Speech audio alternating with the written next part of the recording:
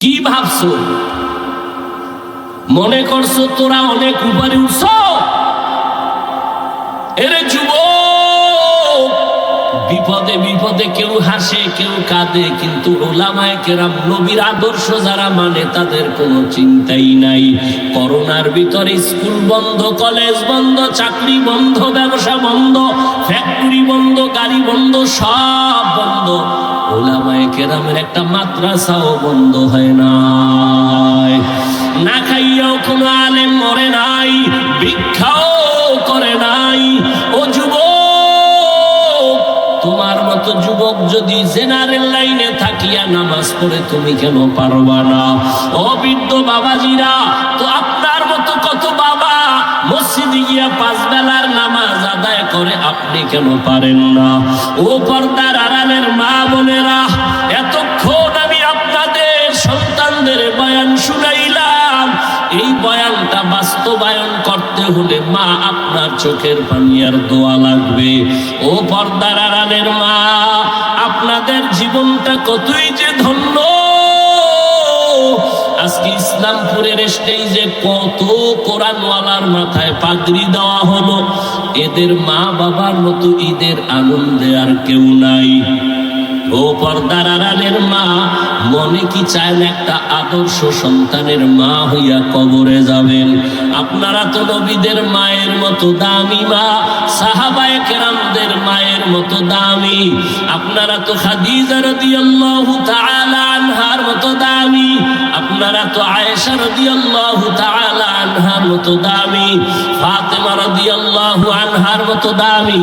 আপনারা তো ইসমাঈল নবীর মা হাজেরা আলাইহিস সালামের মতো দামি। আপনারা তো ঈসা নবীর মা মারিয়াম আলাইহিস সালামের মতো দামি। এমন কি দুনিয়াতে আল্লাহর বড় দুশমন ফেরাউন, তার স্ত্রীর নাম কি? আসিয়া, কেমন আল্লাহর গোলাম বান্দি হয়ে গেলেন। ও পর্দার আড়ালের মা, রহমতের নবী বলেন আসিয়া কিয়ামতের দিন জান্নাতে যাবে আর আমার সাথে বিবাহের ব্যবস্থা হয়ে যাবে। ও পর্দার আড়ালের আম্মা জানেরা, যেই ফেরাউন আল্লাহর এত বড় দুশমন, ওই ফেরাউনের স্ত্রী হইয়া আসিয়া আল্লাহর হুকুম জীবনে মানিয়া আল্লাহর মহব্বত নিয়ে দুনিয়ার থেকে চলে গেল। ও পর্দার আড়ালের আম্মা জানেরা, আপনাদের স্বামী তো ফেরাউনের মতো খারাপ না। আপনি যদি নামাজ পড়ে দোয়া করতেন, পর্দা করতেন, স্বামীর মাল হেফাজত করতেন, স্বামীটারে বুঝাইতেন আর কোনোদিন হারাম টাকা ঘরে আনবা না, অবৈধ কামাই করবা না, হারাম খাইয়া আমাদের রক্ত সন্তানের রক্ত নাপাক করব না। আপনি যদি বুঝাইতেন, আল্লাহর বান্দা হারাম টাকা ঘরে আনতো না। সন্তানটাকে যদি আদর্শওয়ালা ডাক্তার বানায় যাইতেন, দুনিয়ার মানুষ আপনার সন্তানের ব্যবহারে কলিজা দিয়া দোয়া করত, আপনি মাও দোয়া পায়া যাইতেন রে মা। এজন্য বলে গেলাম মা, এখনো সময় আছে, তওবা করেন। একটা সন্তানকে ডাক্তার বানাবেন, ইঞ্জিনিয়ার বানাবেন, একজন প্রফেসর বানাবেন, তবে আমার দাবি বেয়াদব বানাবেন না। আপনার সন্তানের আচরণে কোনোদিন যেন কেউ কষ্ট না পায়, আল্লাহর বিরুদ্ধে না যায়। আপনার সন্তানের কথা আর কাজে যেন আমার আল্লাহ খুশি থাকে, নবী যেন কষ্ট না পায়, মা বাবা যেন কষ্ট না পায়, ওলামায়ে কেরাম কষ্ট যেন না পায়, শিক্ষক মুরব্বীরা যেন কষ্ট না পায়। ও যুবক, এখনো সময় আছে, তওবা করে নাও। আল্লাহর মুহাব্বত নিয়ে তওবা করো, মনের বুঝাও, ও আল্লাহ আমার কপাল কেন এত খারাপ। তোমার মতো যুবক যদি জেনারেল লাইনে থাকিয়া নামাজ পড়ে দাঁড়িয়ে রাখে, পর্দা করে, তুমি পারবা না কেন? মনে মনে তওবা করো আর বলো, হে আল্লাহ, জীবনে তো কম গুনাহ করি নাই। মনে চাইছে নামাজ পড়বো না, পড়ি নাই। মনে চাইছে পার্কে যাব, দৌড়ায় গেলাম। মনে চাইছে কাউকে গালি দিব, দিয়েছি। মনে চাইছে আড্ডা দিব, দিয়েছি। আজকে থেকে তওবা করলাম, আর নামাজ ছাড়বো না, বেপরদায় চলবো না, দাড়ি কাটবো না। ও আল্লাহর বান্দারা, আজকে আমি মুসলমান, তুমিও মুসলমান। তোমার আমার আল্লাহ এক, নবী এক, কোরআন এক, কাবা এক, ধর্ম এক, কালেমা এক। অথচ আমার মাথায় টুপি না দিলে লজ্জা পাই, অথচ তুমি টুপি দিতে লজ্জা পাও। আমি দাড়ি কাটতে গেলে লজ্জা পাই, আর তুমি কেমন মুসলমান যে দাড়ি রাখতে গেলে লজ্জা পাও? আমি বেপরদায় চলতে লজ্জা পাই, তুমি পর্দা করতে গেলে লজ্জা পাও। এর একটাই মাত্র কারণ, এত বয়ান তুমিও জানো আমিও শুনাই, তাবলীগ ওয়ালাদের বয়ান, পীর মাশায়েখের বয়ান, জুমার দিন খতিব সাহেবদের বয়ান, এরপরেও কেন তোমার আমলের পরিবর্তন আসে না? এর একমাত্র কারণ আল্লাহর আদালতে দাঁড়াইয়া হিসাব দেওয়া লাগবে, চিন্তাই তোমার অন্তরে নাই। ওরে যতই বাহাদুরি করো রে যুবক, এখন আল্লাহর ভয় অন্তরে জমা নাও, আলেমদের দোয়া নিয়ে সামনে আগাও, আর জীবনে গুনাহ করিও না রে বাবা।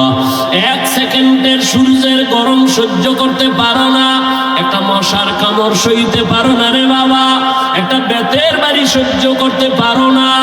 আল্লাহর কোরআন তোর অন্তর যদি বলে সত্য,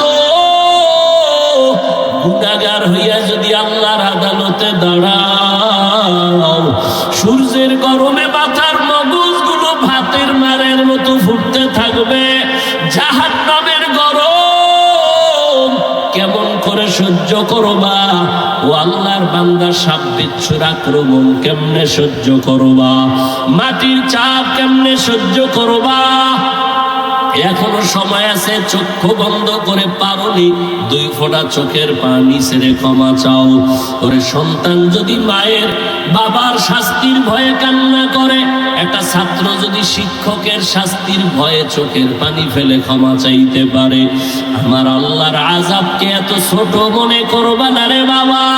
ওই আমার আল্লাহর আযাব বড় ভয়ঙ্কর, যেই ভয়ঙ্কর আযাবের কারণে আমার নবী পর্যন্ত কান্না করতেছিলেন। আমার উম্মত কিয়ামতের ময়দানে কি উপায় হবে? এখনো সময় আছে, তওবা করে নাও। হেদায়েতের মালিক আমার আল্লাহ, ইজ্জতের মালিক আমার আল্লাহ, রিজিকের মালিক আমার আল্লাহ।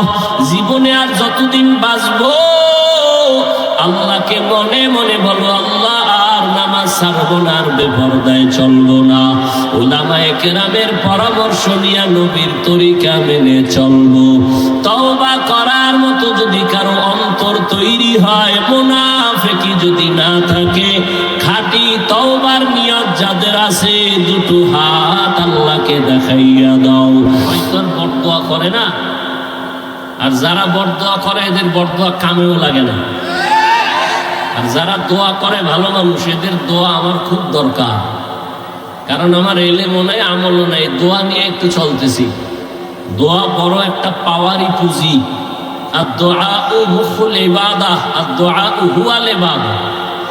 দোয়াটা একটা স্বতন্ত্র ইবাদত, ইবাদতের মগজ। দোয়া বড় দামি। যুবক বাবারা, জীবনে সফল হতে যদি চাও, পরীক্ষায় পাশ করা এক জিনিস, সফল হওয়া আর এক জিনিস। ডাক্তার হওয়া এক জিনিস, সফল ডাক্তার আর এক জিনিস।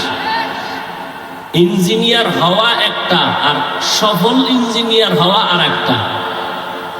আল্লাহ সফল যদি বানায় তুমি হতে চাও, তাহলে দোয়া ছাড়া হবে না, তোমার সার্টিফিকেট আর লেখাপড়ায় হবে না। আল্লাহর কসম, তুমি সফল ডাক্তার হও, দোয়া লাগবে, লেখাপড়াও লাগবে, সার্টিফিকেট লাগবে, আর কি লাগবে? তোমার জীবনের দোয়ার 3টা মূল পয়েন্ট। কয়টা? 1 নাম্বার দোয়ার মূল পয়েন্ট পিতামাতা, মা বাবা, এদের দোয়া। দ্বিতীয় তোমার মূল পয়েন্ট দোয়া পাওয়ার তোমার জীবনের শিক্ষক ওস্তাদ। তৃতীয় পয়েন্ট হলো মুরব্বী উলামায়ে কেরাম। এদের দোয়া যেমন তোমার সফলতার পুঁজি, এদের অন্তরে কষ্ট দিলে এই বরদোয়াটাও তোমার ধ্বংসের কারণ।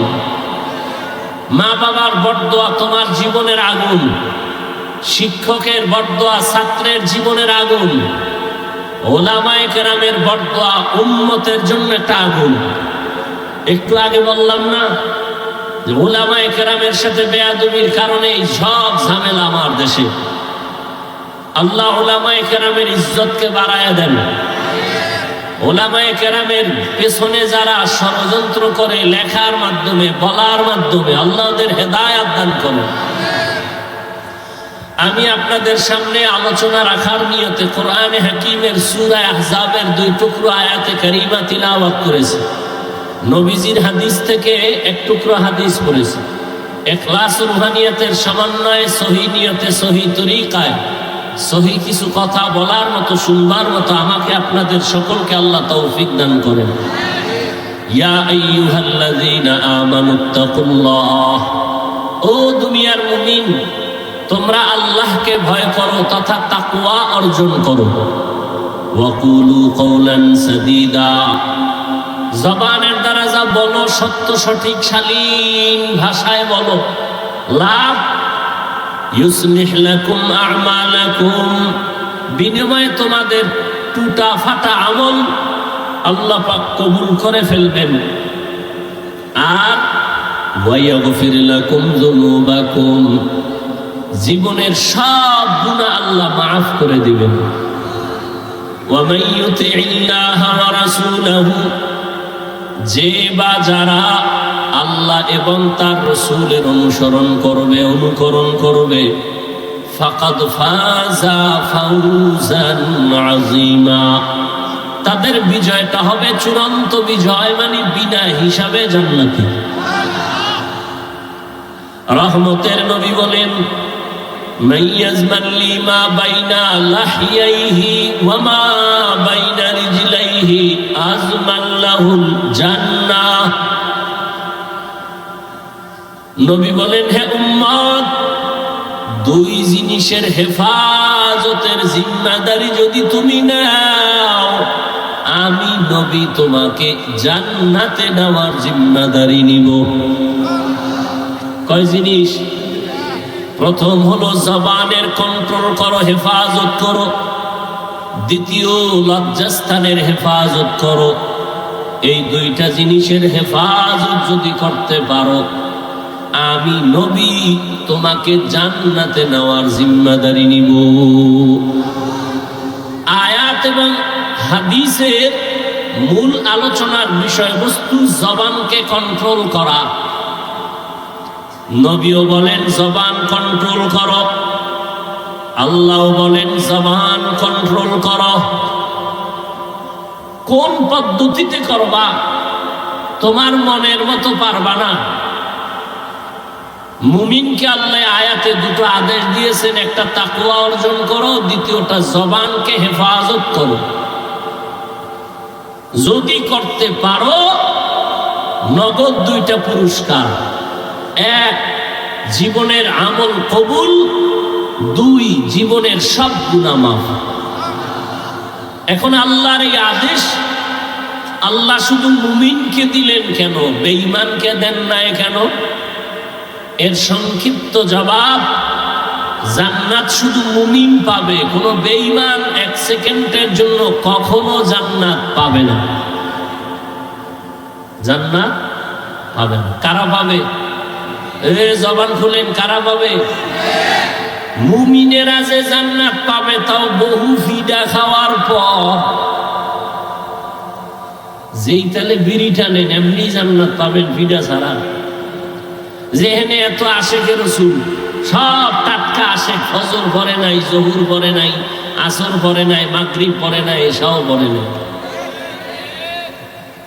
ফজরও পড়ার চিন্তা নাই, বয়ান শুনতে আইছে। যাও, কেনাও ভালো। আল্লাহ যদি এর বরকতে হেদায়াত দান করেন, প্রত্যেকের সিনায় আল্লাহ হেদায়াতের নূর দান করেন, তো জান্নাত শুধু মুমিন পাবে, কোনো বেঈমান।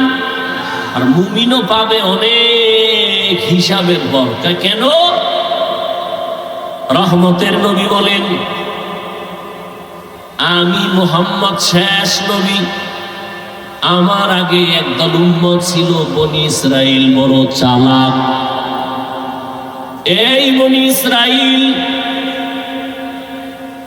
নিজেদের মধ্যে দ্বন্দ্ব আর দূরত্ব তৈরি করে দলাদলিতে তারা 72 দল হয়েছিল। আমার উম্মত আরো চালাক, আমার উম্মতের দল আরো একটা বেড়ে যাবে। তাহলে কয় দল হবে? কুল্লুহুম ফিন্নার।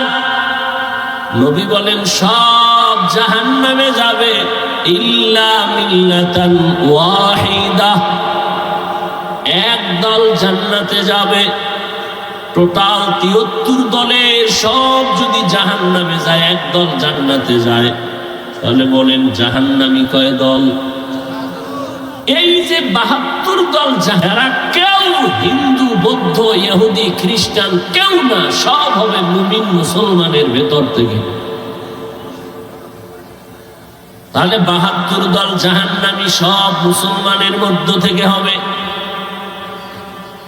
দ্বিতীয় সাহাবায়ে কেরাম প্রশ্ন করলেন, মান হিয়া ইয়া রাসূলুল্লাহ, হে পয়গম্বর, যেই দলটা জান্নাতে যাবে ওই দলের পরিচয় কি? রহমতের নবী বলেন, মা আনা আলাইহি ওয়া আসহাবি। নবী যদি বলতেন, এই খেয়াল করেন, নবী যদি বলতেন আমাকে যারা মেনে চলবে তারা জান্নাতি হতো, কিন্তু নবী এতটুকুই বলেন নাই। নবী বলেন যারা আমি মুহাম্মদের আদর্শ আর আমার হাতে গড়া সাহাবায়ে কেরামের আদর্শ যারা মেনে চলবে তারা জান্নাতি। কি বুঝলাম? এ জমিনে যারা বলে আমরা নবী মানি, মুহাম্মদ মানি, সাহাবাদের মানি না, এরা মুসলমান হলেও ৭২ দল জাহান্নামীদের অন্তর্ভুক্ত। तुमको जाओ सुन्नते अहमद को जाबा मुहम्मद कैबुअत निस्बत तुरा मन अहब्बा सुन्नती कौले रसूल मजदाए काना माई हम कुन कबूल। তাহলে শুধু নবী না, সাহাবাও, সাহাবায়ে কেরামদেরও মানা লাগবে।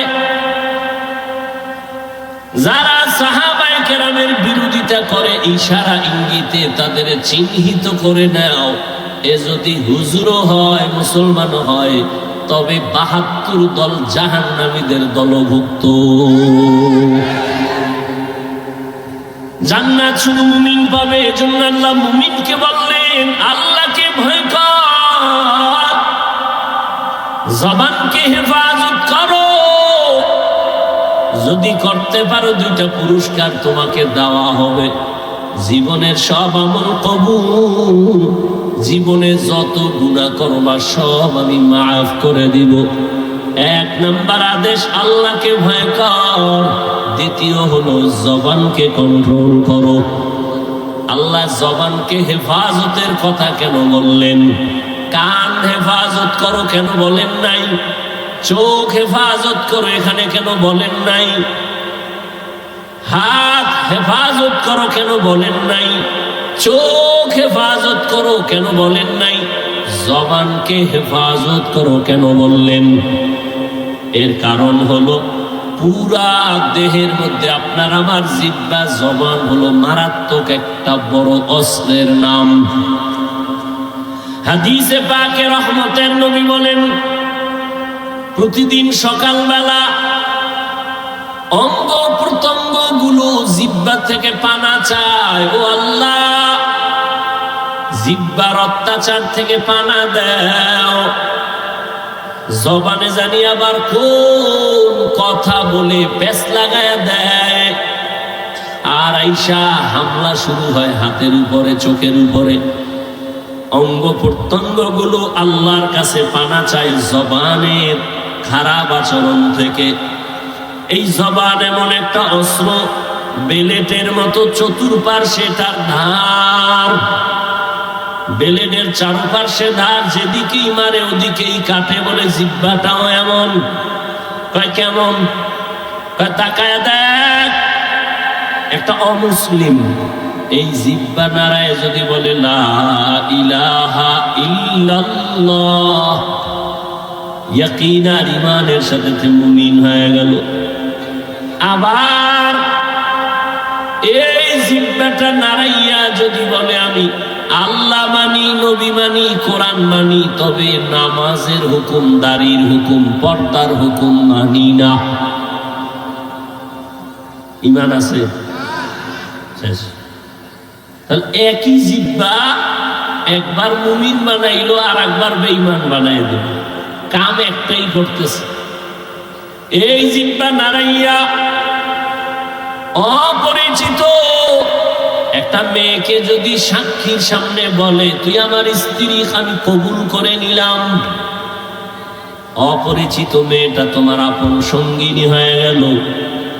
আবার এই একই জিহ্বা নাড়ায় যদি বলো আপন বউকে বলো তালাক, আছে? তোমার জীবনের আপন সঙ্গিনী বিদায়। বিচারকের চেয়ারের মধ্যে বসিয়া বিচারক যদি জিহ্বা নাড়ায় ডান দিকে তাকায়া ফাঁসির আসামিকে বলে তোকে মুক্তি দিয়ে দিলাম, ফুলের মালা পরে বাড়ি যাবে। আবার এই বিচারক একই জিহ্বা নাড়াইয়া যদি বাম দিকে তাকায় বলে নিরপরাধের বলে ধর, নিরপরাধ ব্যক্তির হাতে পুলিশের হ্যান্ডকাপ লেগে যাবে। জিহ্বা এমন একটা অস্ত্র, এই জবানের কথার দ্বারা প্রমাণ হবে আমি ভালো না খারাপ। এই জবানই আমাকে পরিচয় দেয় আমি মুমিন না বেঈমান। আমার হাত পরিচয় দিবে না, চোখ পরিচয় দিবে না আমি মুমিন কিনা। আমার জবানের কথা পরিচয় দিবে আমি ভালো বংশের নাকি খারাপ। আমার জবানের কথায় পরিচয় দিবে আমি ইমানদার নাকি বেঈমান। আমার জবানের কথার দ্বারাই প্রমাণ হবে আমি ভালো নাকি খারাপ। জবানটা বড় মারাত্মক একটা অস্ত্র, তোমার ইচ্ছার বিরুদ্ধে চলে। অগ্রিম তুমি ঘুমায় আছো, এর মধ্যে তোমার জবান চলতেছে, কথা কয় ঘুমাইয়া, কয় না? তাহলে তোমার ইচ্ছার বিরুদ্ধে জবান চলে। এজন্য আল্লাহ কয় জবানকে হেফাজত করো। রহমতের নবীও বলেন জবান হেফাজত করো। ইয়া ইলাহি তু মেরা মাবুদ হ্যায়, ইয়া ইলাহি তু মেরা মাশুক হ্যায়। জবানের হেফাজত করো হে গোলাম। এতক্ষণ জবানটা কত বড় মারাত্মক এটা বুঝাইলাম, কিন্তু আবার খেয়াল করেন এটা কত বড় আল্লাহর দেওয়া নিয়ামত। খানার প্লেট সামনে নিছেন, খানার মধ্যে কোনো চুল আছে কিনা সব চোখের রাডার দিয়ে খুঁজলেন। খুঁজার পরে আপনি নিশ্চিত খানার মধ্যে কোনো ঝামেলা নাই। একটা লোকমা যখন আপনি দিছেন, একটা চিকন চুল খানার লোকমায় চোখের রাডারে ধরা পড়ে নাই, জিহ্বায় ধরা পড়ে গেছে। এরে আল্লাহর বান্দা, এটা কত বড় নিয়ামত। মাইকে কথা বলি, বিদ্যুতের বাতি জ্বলে, চার্জ চলে যায়, ফ্যানের বাতাস দিয়ে মেশিন ঠান্ডা করা লাগে। একটা না মেশিন চললে গরম হয়ে আগুন লাগবে। অথচ আল্লাহর দেওয়া জিহ্বা নামের কত বড় নিয়ামত। দুনিয়াতে আসার থেকে এই জিহ্বা নাড়ায় যে কত হাজার হাজার লাখ কোটি কথা সাপ্লাই দিলাম, কোনদিন এই জিহ্বার কথা বন্ধ হয় নাই, ব্যথাও করে না। মানুষের কথা বলতে বলতে গাল ব্যথা করে, ঠোঁট ব্যথা করে, কপাল ব্যথা করে, মাথা ব্যথা করে। আজও পর্যন্ত 50, 60, 70 বছরের বান্দার জিহ্বা ব্যথা করে না। এই কথাগুলো কোন মেশিনে সাপ্লাই হয়? এই মেশিনটারে ঠান্ডা কে বানায়? ওই মেশিনের মধ্যে তেল কে দেয়, পেট্রোল কে দেয়? ও আল্লাহর বান্দা, তুমি মোবাইল চালাও, মোবাইলে কথা চলতেছে, হঠাৎ মোবাইল বন্ধ হয়ে গেছে, কি ব্যাপার? চার্জ নাই, মোবাইলের কথা শোনা যায় না। তুমি জিহ্বা নাড়াইয়া নাড়াইয়া কত বছর জিহ্বা নাড়ায় কত কথা বললা, কয়দিন তুমি জিহ্বার হক আদায় করছো, চার্জ দিয়েছো। এরে নবীর উম্মতের দল, এত সুন্দর কথা, কথা তো আবার সবাই বলে, তবে সবার কথায় মজা লাগে না। লাগে? কেউ কথা বললে মনে কয় বন্ধ কর, বহুত হইছে বন্ধ কর। আবার কেউ কথা বলার পরে কয় এই উঠলো আর সাইডে দিল, আর একটু কও। এই মজাকে লাগাই দিছে। কাদের কুদরত দারি বর কামাল, আন্তা রব্বি আন্তা হাসবি যুল জালাল, তুহি কাদের জলিলুল্লাহ জাহাদার, বহর হালে তুহি মেরা নেগাহদার। আল্লাহর নিয়ামতের শুকর আদায় করো হে মুমিন। জিহ্বা নামের নিয়ামতটা কত বড় নিয়ামত। মানুষ বলে মুখের কথাই জয়, মুখের কথায় আবার ক্ষয়। এরে আল্লাহর গোলাম, রহমতের নবী যার কোনো তুলনা আছে, এমন একটা জমিনে আল্লাহ পাঠাইছেন যেই জমিনের মানুষ ছিল বড় খারাপ। মক্কার মানুষের মতো খারাপ চরিত্রের মানুষ ওই সময় দুনিয়াতে আর কোথাও ছিল না। ওই মানুষের মাঝে আমার নবী আসছে, মাত্র 13 বছরের ব্যবধানে ওই খারাপ মানুষগুলো জান্নাতি মানুষ হয়ে গেল। বেতের বাড়ি লাগে নাই, একমাত্র রহমতের নবীর জবানের ব্যবহার। নবীজির জবানের ব্যবহারে দুশমন পর্যন্ত বন্ধু হয়ে যাইত। ইহুদি নবীর সামনে তরবারি নিয়ে দাঁড়ানো আর কেউ নাই, ডাক দিয়া কয় আব্দুল্লাহর ছেলে, এখন তোমার পাশে কেউ নাই? বলে তাই? আমি এখন একা, তরবারি আমার হাতে, তোমার কল্লার উপরে যদি মারি কে ভিড়াবে? নবী বলেন আমার আল্লাহ। রহমতের নবী কথা বলা মাত্র ইহুদির তরবারিটা মাটির মধ্যে পড়ে গেছে। তরবারিটা নবী হাত দিয়ে উঠাইছেন। উঠে খায় ইহুদি তরবারি কই? খায় মুহাম্মদের হাতে। কয় এখন যদি তোর কল্লার উপরে মারি কে ভিড়াবে? কয় কেউ না। কয় ক আল্লাহ ভিড়াবে। এটা যদি কই তাহলে আর কালেমার বাকি কি? যদি কই আল্লাহ ফিরাবে তো কালেমার বাকি কি? মুহাম্মদ মাফ করে দাও, আর কালেমা পড়ায় মুসলমান বানায় দাও। ইমামুল আউয়ালিন ওয়াল আখিরিন, বহরে সাদকা রাহমাতাল লিল আলামিন, সাইয়্যিদুল কাউনাইন খাতমুল মুরসালিন, আখিরামত বুদে ফখরুল আউয়ালিন। আপনারা কিছুক্ষণ বসবেন নি না? ব্যারাম কিছুক্ষণ পরে আবার বিড়ি টানার নেশা। হ্যাঁ, আসলে বিষয় কি জানেন? এখানে আসতেও কপাল লাগে, এখানে বসতেও কপাল লাগে, মোনাজাত দিয়া মা বাবার জন্য দোয়া করে যাইতেও কপাল লাগে। সবার কপাল তো আর ভালো না। অনেকে আসছে ইসলামপুরে যায়, কিন্তু এই ইসলামের মধ্যে ঢুকে নাই। কই? মহিলা প্যান্ডেল তাওয়াফ করে, আর দোকানে বয়ে বয়ে আড্ডা দেয়, আর তাজা তাজা কবিরা গুনাহ করে। কপাল খারাপ। আর কপাল যদি খারাপ হয়, আমি হাফিজুর রহমান কেন আর মক্কা মদিনার ইমাম কেন? রহমতের নবীর বয়ানও কালেমা জুড়ে না। যেই নবীর চেহারা এক নজর দেখলে ঈমানের সাথে জান্নাত ওয়াজিব, যেই নবীর চেহারা মুবারক এক নজর দেখলে পেটের ক্ষুধা নিবারণ হয়, ওই নবীকে 13 বছর দেখলো, বয়ান শুনলো, কালেমা কপালে আসলো না। কে? আবু জাহাল, এর নাম কফর।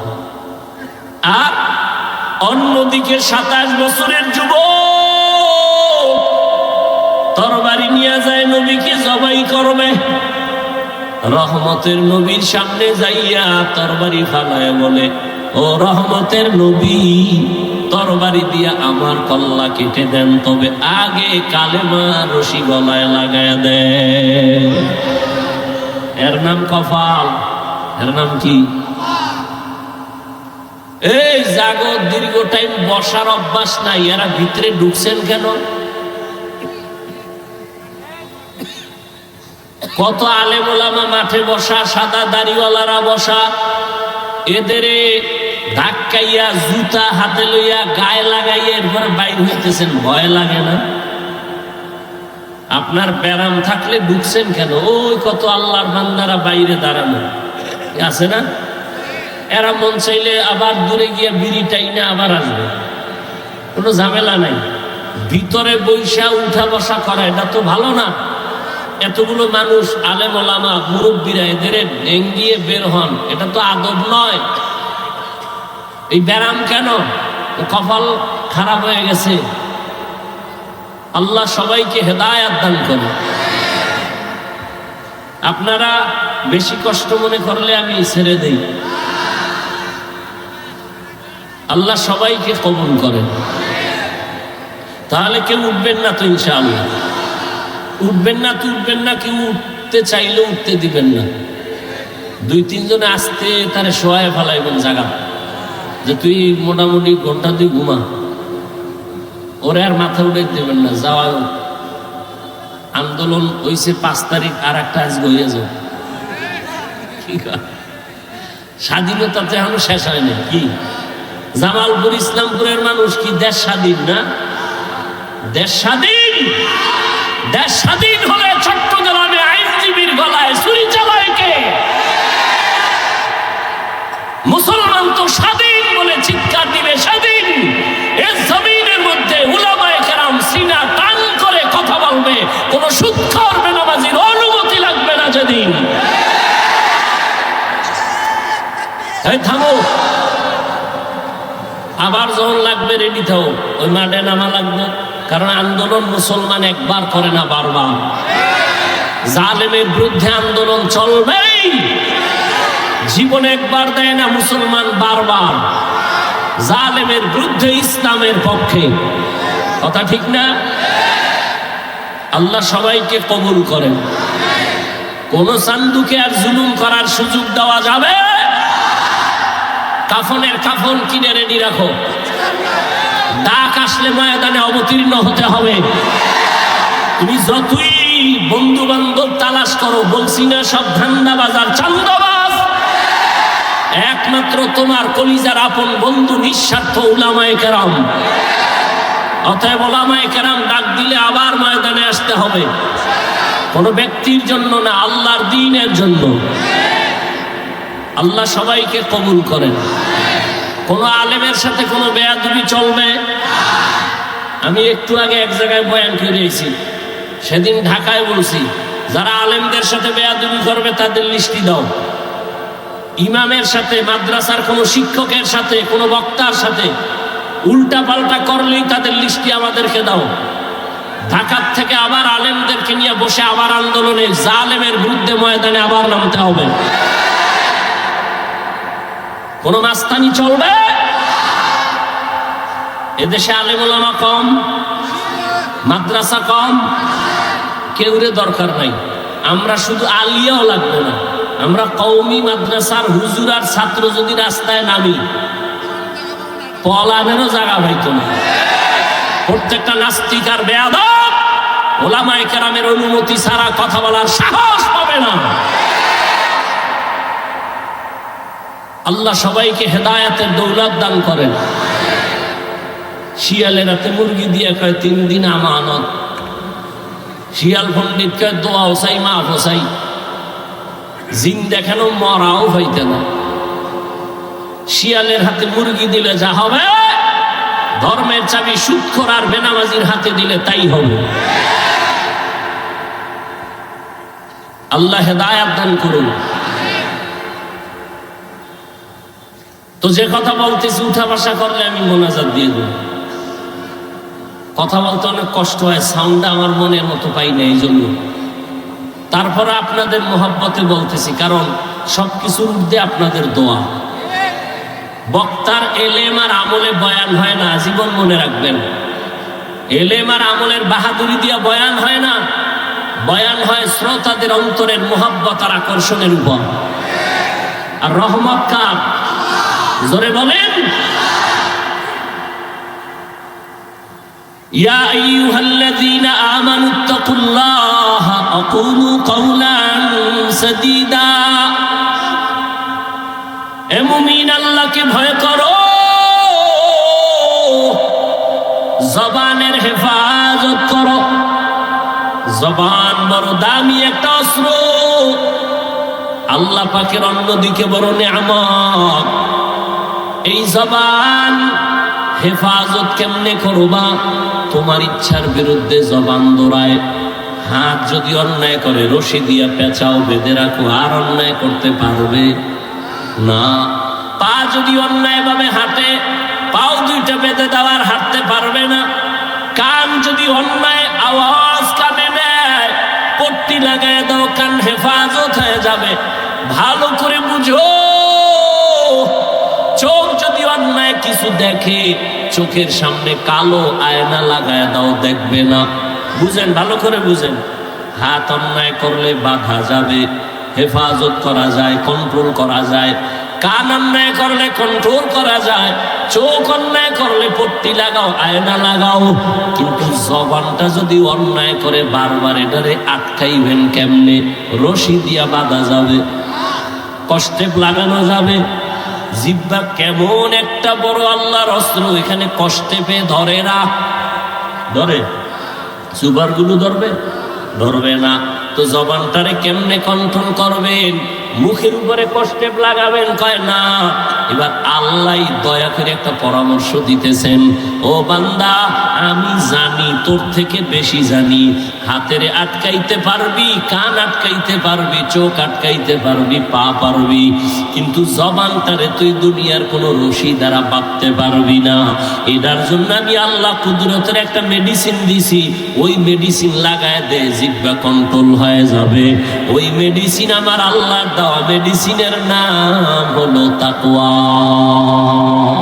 हर के दारत खौफ हकदार दिल मदम जन्नतुल मअवा देहत रामकम जुज़बा हक ची जे मखाज इंसुजा फजले उहा मस्ते दर जुमला जहां।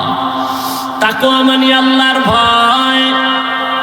ওই আল্লাহর ভয় নামের মেডিসিন দিয়া জবানটাকে আটকাইয়া দাও। আল্লাহর আদালতে দাঁড়াইয়া হিসাব দেওয়ার ভয়, এই ভয়ের নাম তাকওয়া। এই ভয়টা অন্তরে ঢুকাইও। কোথায় পাবো এই ভয়ের মেডিসিন? আল্লাহ বলেন, যারা এই জমিনে আমার প্রিয় গোলাম, আমার প্রিয় বান্দা আহলুল্লাহ, এদের নেক নজর লাগাও, অন্তরে তাকওয়া চলে আসবে, আল্লাহর ভয়। আমি এখানে যদি আপনাদের প্রশ্ন করি, আপনারা কারা কারা আল্লাহকে ভয় করেন? সবাই দোনো হাত উঠাইবে। চালাক যারা, তারা পাও দুইটা উঠায় বলবে, আমরা হুজুরগো থেকে বেশি আল্লাহরে ভয় করি। যদিও নামাজ পড়ি না, তবে আমরা ঈমান তাজা আছে না? চালাক বলবে, আমরা নামাজ না পড়লে আমগো দিল পরিষ্কার। সবাই বলবে, আমি আল্লাহকে ভয় করি। আমিও বলি, আমি আল্লাহকে ভয় করি। তুমি নামাজ বাদ দিয়ে বলো আল্লাহকে ভয় করি, আর আমি নামাজ ঠিক রেখে বলি আল্লাহকে ভয় করি। আসলে আল্লাহর ভয় কি জিনিস, সেটার হাকিকত এখনো জানি না রে বাবা। আল্লাহর ভয়ের হাকিকত উদাহরণত এমন বলি, একটা সন্তান মা বাবাকে ভয় করে বলে তার প্রমাণ, সন্তান মা বাবার সামনে কখনো অন্যায় করে না। কেন? শাস্তির ভয়। ঠিক একটা শিক্ষকের ছাত্র ভয় করে, তার প্রমাণ, ছাত্র শিক্ষকের সামনে অন্যায় করে না, শাস্তির ভয়।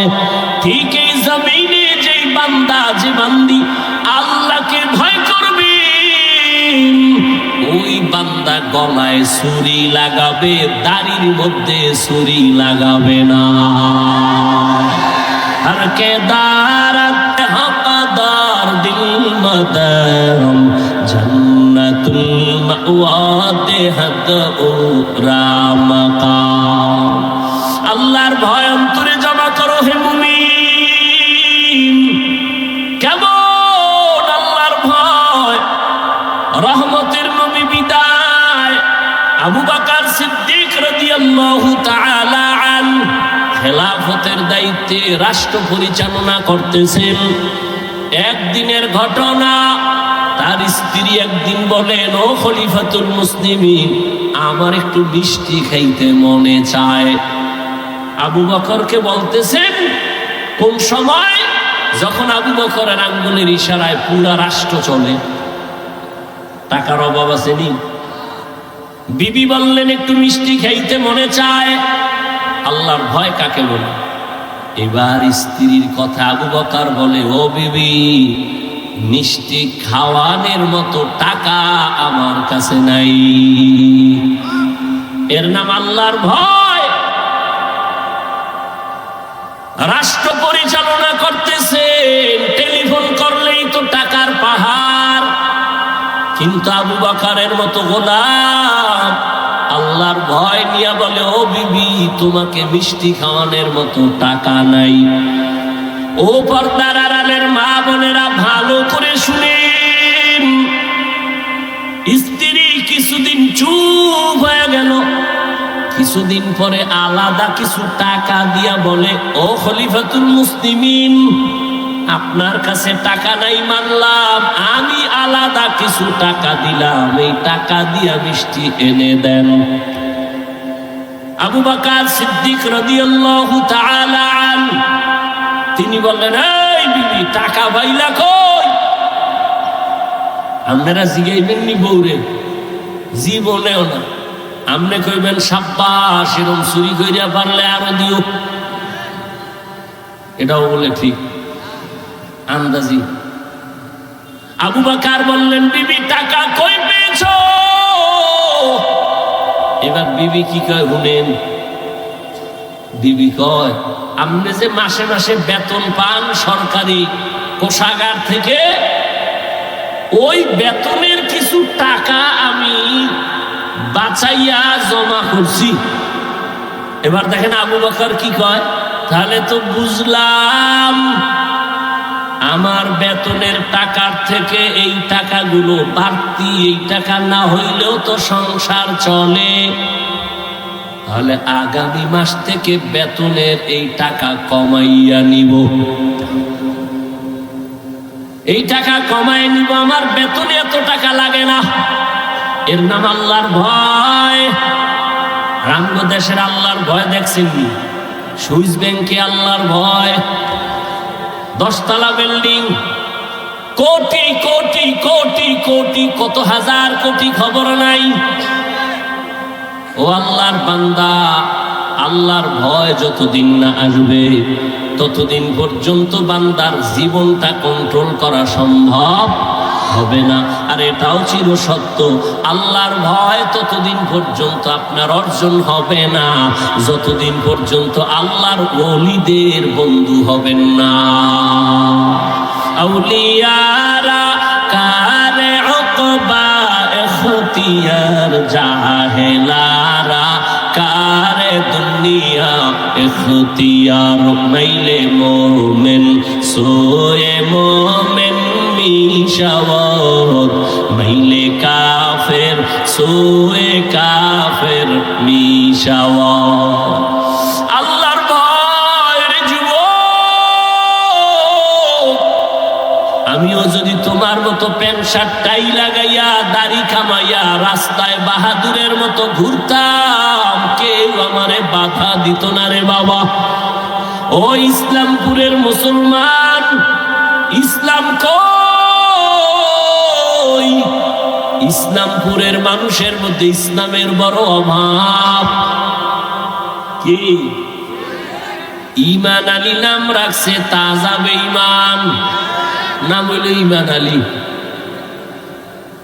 শান্তির হাটে শান্তি নাই, মুন্সিগঞ্জে মুন্সি নাই। ইসলামপুরের মধ্যে মাঠে তাকায় দেখি চেহারা ইসলাম নাই। ওগো নবীর উম্মতেরা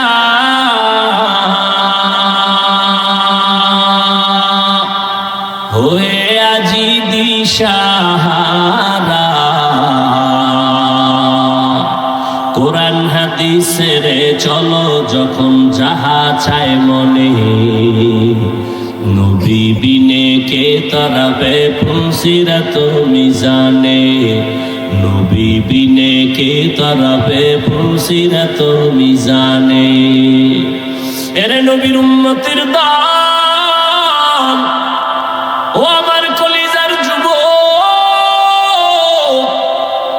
কয়দিন আর হায়াত নিয়ে বাঁচবা এমন একটা দিন নাই যুবকের লাশের খবর নাই। ও যুবক বাবা, এতক্ষণ যে আমি চিল্লাইয়া তোমার সামনে কথা বললাম, একবারও বলি নাই আমি 5 কল্লি মাথায় দিয়েছি তুমিও দাও, না হয় জাহান্নামে যাইবা। আমি কওমি মাদ্রাসার সন্তান, তুমি যদি কওমিতে না যাও তোমার কপাল নষ্ট হবে বলি নাই। আমি তাবলীগের সন্তান, আমি পীরের মুরিদ, একবারও বলি নাই তাবলীগ আর পীরের কাছে না গেলে জাহান্নামে যাইবা। আমি তোমাদের কি বুঝাইতে চাই বাবা, আমি একথা বলি না হুজুর হও, পাগড়ি লাগাও, তসবিহ পড়ো না রে বাবা, এত ভয় পেও না। তুমি স্কুলে পড়ো, তুমি কলেজে পড়ো, তুমি চাকরি করো, তুমি ব্যবসা করো, তোমার জায়গায় থাইকা কেমনে তুমি মদিনার পথ ধরবা, জান্নাতের পথ ধরবা, এই কিছু পরামর্শ দেওয়াই হলো আমার কাজ। ও বাবা, পরামর্শ দিয়া যায়, নবীর তরিকা ছাড়া শান্তির কোনো পথ নাই। আজকে দেখো ইসলামপুরের ময়দানে হাজার হাজার হাজার হাজার এত মানুষ, এর টাকাওয়ালারা যদি এতগুলো মানুষ এই ইসলামপুরের কোনো মাঠে জমা করতে চাইতো, কত পেরেশানি তার মাথায় আসতো। এই মানুষগুলোরে আসা যাওয়ার ফেরি গাড়ি দেওয়া লাগতো, বসার জন্য ভিআইপি ব্যবস্থা, এরপরে ফাঁকে ফাঁকে নাস্তা, নাস্তা না দিলে আবার চেয়ারের বাড়ি। আবার এই মানুষগুলো সব টাকা দিলেও এই জান্নাতি মানুষ এই প্যান্ডেলে আসতো না। এলাকার যত গাঞ্জাখোরেরা সব এসে হাজির হইতো, আর এখানে সব জান্নাতি মানুষ, দাড়িওয়ালারা, আলেম ওলামারা নিজের টাকা দিয়ে ভাড়া দিয়ে এখানে আসছি। বসার বিছানাটাও ভালো না, দুনিয়াতে থেকে নিম্ন বিছানার নাই। অনেকে জায়গা না পায় দাঁড়ায় বসে আছে, কেউ বসে আছে, কে বড় কে ছোট, কে আলেম কে মূর্খ, কে ধনী কে গরিব, কোনো ভেদাভেদ নাই, চুপচাপ বসা। এতগুলো মানুষের নিয়ন্ত্রণ করার জন্য কত পুলিশের প্রয়োজন হইতো, কিন্তু এত মানুষ এখানে আছে, কোনো পুলিশের পেরেশানিও নাই, প্রশাসন লাগলো না, মানুষ সব ঠান্ডা ভাবে বসে আছে। আমার মনে হয় আমি যদি জিজ্ঞাসা করি, প্রত্যেকটা মানুষের পেটে এখন ক্ষুধা, রাত্র অনেক বেড়ে গেছে। গ্রাম অঞ্চলের মানুষ এত রাত সজাগ থাকে না, 7:30টায় এসা বইরা তাড়াতাড়ি ঘুমায় যাইতো, এক ঘুম হয়ে যাইতো।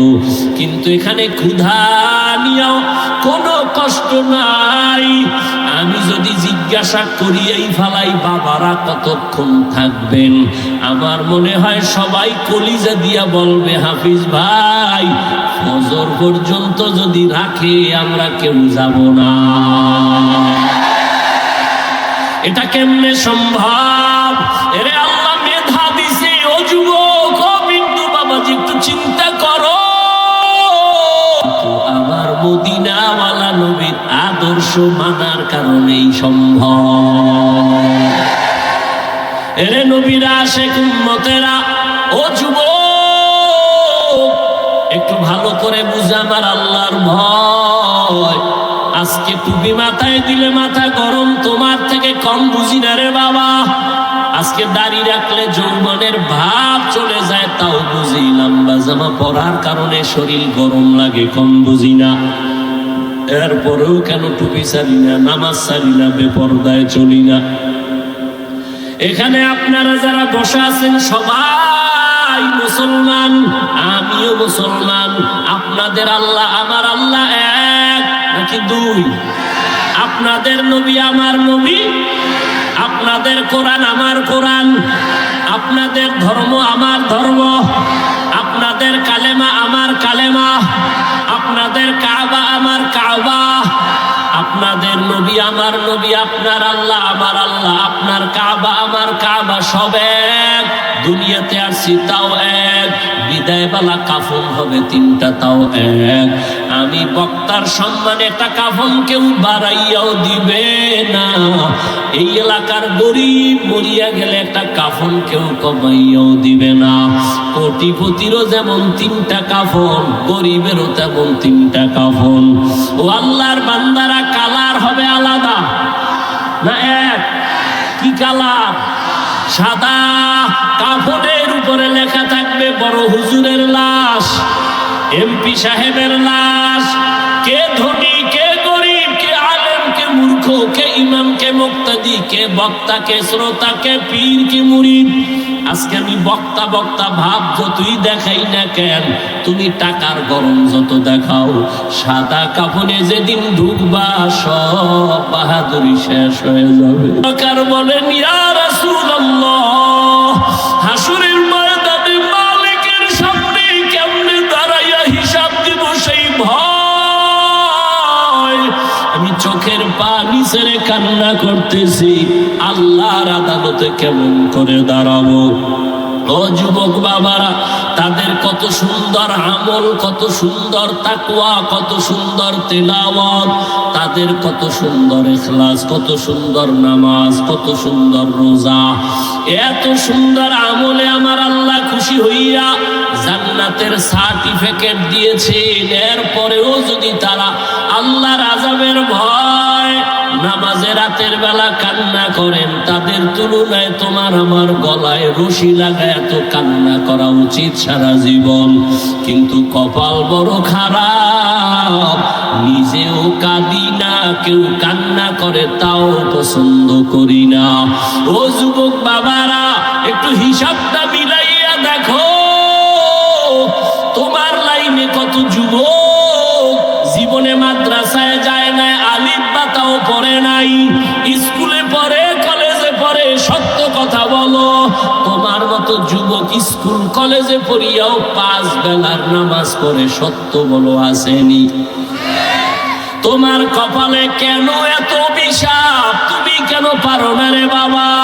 তোমার মতো যুবক তাকায় দেখো, র্যাব আর্মি পুলিশ বিডিআরের চাকরি করে, ব্যবসা করে, দেখো 5 ওয়াক্ত নামাজি আছে না? বলো তুমি কেন পারো না? তোমার মতো যুবক রাস্তায় গাড়ি চালায়, 5 বেলার নামাজ পড়ে, তুমি কেন পারবা না? তোমার কপালে তো কেন খারাপ? তোমার উপরে কার অভিশাপ লাগছে জানি না রে বাবা। তোমার মতো যুবক নদীর মধ্যে মাছ ধরে, নামাজ ছাড়ে না, তুমি কেন পারো না? তোমার মতো যুবক doctor, professor, engineer, OC, DC SP, 5 ওয়াক্ত নামাজি আছে, তুমি কেন পারবা না? মনে মনে ভাবছো হুজুরদের কথা মিথ্যা, কোরআন মিথ্যা। কি ভাবছো? মনে করছো তোরা অনেক উপরে উঠছো? এরে যুবক, বিপদে বিপদে কেউ হাসে, কেউ কাঁদে, কিন্তু উলামায়ে কেরাম, নবীর আদর্শ যারা মানে, তাদের কোনো চিন্তাই নাই। করোনার ভিতরে স্কুল বন্ধ, কলেজ বন্ধ, চাকরি বন্ধ, ব্যবসা বন্ধ, ফ্যাক্টরি বন্ধ, গাড়ি বন্ধ, সব বন্ধ। উলামায়ে কেরামের একটা মাদ্রাসাও বন্ধ হয় নাই। না খাইয়াও কোনো আলেম মরে নাই, ভিক্ষাও করে নাই। ও যুবক, তোমার মতো যুবক যদি জেনারেল লাইনে থাকিয়া নামাজ পড়ে, তুমি কেন পারবা না? ও বৃদ্ধ বাবাজিরা, তো আপনার মতো কত বাবা মসজিদে গিয়া 5 বেলার নামাজ আদায় করে, আপনি কেন পারেন না? ও পর্দার আড়ালের মা বোনেরা, এতক্ষণ আমি আপনাদের সন্তানদের বয়ান শুনাইলাম। এই বয়ানটা বাস্তবায়ন করতে হলে মা, আপনার চোখের পানি আর দোয়া লাগবে। ও পর্দার আড়ালের মা, আপনাদের জীবনটা কতই যে ধন্য। আজকে ইসলামপুরের স্টেজে কত কোরআনওয়ালার মাথায় পাগড়ি দেওয়া হলো, এদের মা বাবার মতো ঈদের আনন্দে আর কেউ নাই। ও পর্দার আড়ালের মা, মনে কি চায় না একটা আদর্শ সন্তানের মা হইয়া কবরে যাবেন? আপনারা তো নবীদের মায়ের মতো দামি মা, সাহাবায়ে কেরামদের মায়ের মতো দামি, আপনারা তো খাদিজা রাদিয়াল্লাহু তাআলা আনহার মতো দামি, আপনারা তো আয়েশা রাদিয়াল্লাহু তাআলা আনহার মতো দামি, ফাতেমা রাদিয়াল্লাহু আনহার মতো দামি, আপনারা তো ইসমাঈল নবীর মা হাজেরা আলাইহা সালামের মতো দামি, আপনারা তো ঈসা নবীর মা মারিয়াম আলাইহা সালামের মতো দামি। এমন কি দুনিয়াতে আল্লাহর বড় দুশমন ফেরাউন, তার স্ত্রীর নাম কি? আসিয়া, কেমন আল্লাহর গোলাম বান্দি হয়ে গেলেন। ও পর্দার আড়ালের মা, রহমতের নবী বলেন আসিয়া কিয়ামতের দিন জান্নাতে যাবে আর আমার সাথে বিবাহের ব্যবস্থা হয়ে যাবে। ও পর্দার আড়ালের আম্মা জানেরা, যেই ফেরাউন আল্লাহর এত বড় দুশমন, ওই ফেরাউনের স্ত্রী হইয়া আসিয়া আল্লাহর হুকুম জীবনে মানিয়া আল্লাহর মহব্বত নিয়ে দুনিয়ার থেকে চলে গেল। ও পর্দার আড়ালের আম্মা জানেরা, আপনাদের স্বামী তো ফেরাউনের মতো খারাপ না। আপনি যদি নামাজ পড়ে দোয়া করতেন, পর্দা করতেন, স্বামীর মাল হেফাজত করতেন, স্বামীটারে বুঝাইতেন আর কোনোদিন হারাম টাকা ঘরে আনবা না, অবৈধ কামাই করবা না, হারাম খাইয়া আমাদের রক্ত সন্তানের রক্ত নাপাক করব না, আপনি যদি বুঝাইতেন, আল্লাহর বান্দা হারাম টাকা ঘরে আনতো না, সন্তানটাকে যদি আদর্শওয়ালা ডাক্তার বানায় যাইতেন, দুনিয়ার মানুষ আপনার সন্তানের ব্যবহারে কলিজা দিয়া দোয়া করত, আপনি মাও দোয়া পায়া যাইতেন রে মা। এজন্য বলে গেলাম মা, এখনো সময় আছে, তওবা করেন। একটা সন্তানকে ডাক্তার বানাবেন, ইঞ্জিনিয়ার বানাবেন, একজন প্রফেসর বানাবেন, তবে আমার দাবি বেয়াদব বানাবেন না। আপনার সন্তানের আচরণে কোনোদিন যেন কেউ কষ্ট না পায়, আল্লাহর বিরুদ্ধে না যায়। আপনার সন্তানের কথা আর কাজে যেন আমার আল্লাহ খুশি থাকে, নবী যেন কষ্ট না পায়, মা বাবা যেন কষ্ট না পায়, ওলামায়ে কেরাম কষ্ট যেন না পায়, শিক্ষক মুরব্বীরা যেন কষ্ট না পায়। ও যুবক, এখনো সময় আছে, তওবা করে নাও, আল্লাহর মুহাব্বত নিয়ে তওবা করো, মনের বুঝাও, ও আল্লাহ আমার কপাল কেন এত খারাপ। তোমার মতো যুবক যদি জেনারেল লাইনে থাকিয়া নামাজ পড়ে দাঁড়িয়ে রেখে পর্দা করে, তুমি পারবা না কেন? মনে মনে তওবা করো আর বলো, হে আল্লাহ, জীবনে তো কম গুনাহ করি নাই, মনে চাইছে নামাজ পড়বো না, পড়ি নাই, মনে চাইছে পার্কে যাব দৌড়ায় গেলাম, মনে চাইছে কাউকে গালি দিব দিয়েছি, মনে চাইছে আড্ডা দিব দিয়েছি, আজকে থেকে তওবা করলাম আর নামাজ ছাড়বো না, বেপরদায় চলবো না, দাড়ি কাটবো না। ও আল্লাহর বান্দারা, আজকে আমি মুসলমান, তুমিও মুসলমান, তোমার আমার আল্লাহ এক, নবী এক, কোরআন এক, কাবা এক, ধর্ম এক, কালেমা এক, অথচ আমার মাথায় টুপি না দিলে লজ্জা পাই, অথচ তুমি টুপি দিতে লজ্জা পাও, আমি দাড়ি কাটতে গেলে লজ্জা পাই, আর তুমি কেমন মুসলমান যে দাড়ি রাখতে গেলে লজ্জা পাও? আমি বেপরদায় চলতে লজ্জা পাই, তুমি পর্দা করতে গেলে লজ্জা পাও। এর একটাই মাত্র কারণ, এত বয়ান তুমিও জানো, আমিও শুনাই, তাবলীগীদের বয়ান, পীর মাশায়েখের বয়ান, জুমার দিন খতিব সাহেবদের বয়ান, এরপরেও কেন তোমার আমলের পরিবর্তন আসে না? এর একমাত্র কারণ, আল্লাহর আদালতে দাঁড়াইয়া হিসাব দেওয়া লাগবে, চিন্তাই তোমার অন্তরে নাই। ওরে যতই বাহাদুরি করো রে যুবক, এখনো আল্লাহর ভয় অন্তরে জমা নাও, আলেমদের দোয়া নিয়ে সামনে আগাও, আর জীবনে গুনাহ করিও না রে বাবা। এক সেকেন্ডের সূর্যের গরম সহ্য করতে পারো না, একটা মশার কামড় সইতে পারো না রে বাবা, একটা বেতের বাড়ি সহ্য করতে পারো না। আল্লাহর কোরআন তোর অন্তর যদি বলে সত্য, গুনাহগার হইয়া যদি আল্লাহর আদালতে দাঁড়াও, সূর্যের গরমে মাথার মগজগুলো ভাতের মারের মতো লাগবে। জাহান্নামের গরম কেমন করে সহ্য করবা? ও আল্লাহর বান্দা, সাপ বিচ্ছুর আক্রমণ কেমনে সহ্য করবা? মাটির চাপ কেমনে সহ্য করবা?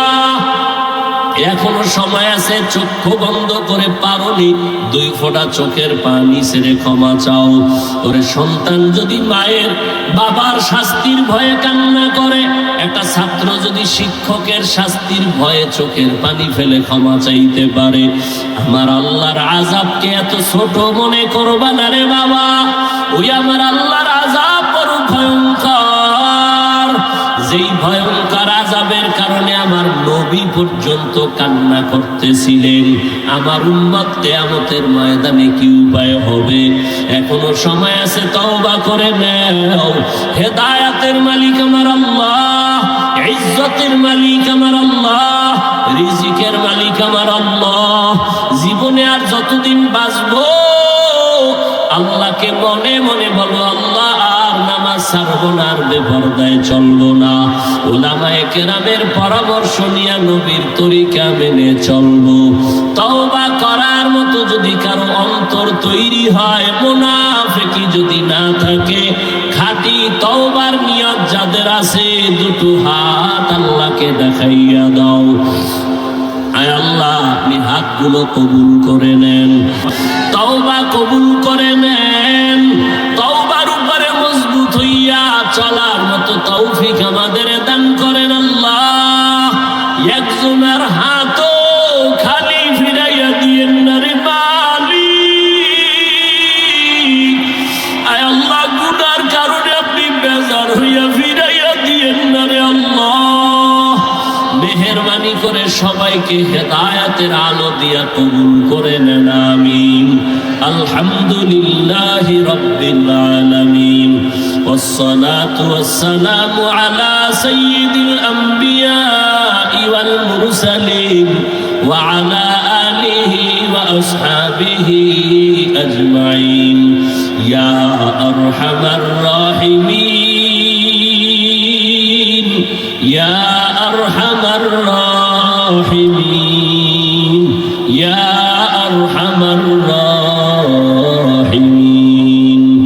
رب ارحمهما كما ربياني صغيرا اللهم إنك عفو كريم تحب العفو فاعف عنا اللهم إنا نسألك رضاك والجنة ونعوذ بك من سخطك والنار اللهم إنا نعوذ بك من البرص والجنون والجذام وسيء الأسقام اللهم إني ظلمت نفسي ظلما كثيرا ولا يغفر الذنوب إلا أنت فاغفر لي مغفرة من عندك وارحمني إنك أنت الغفور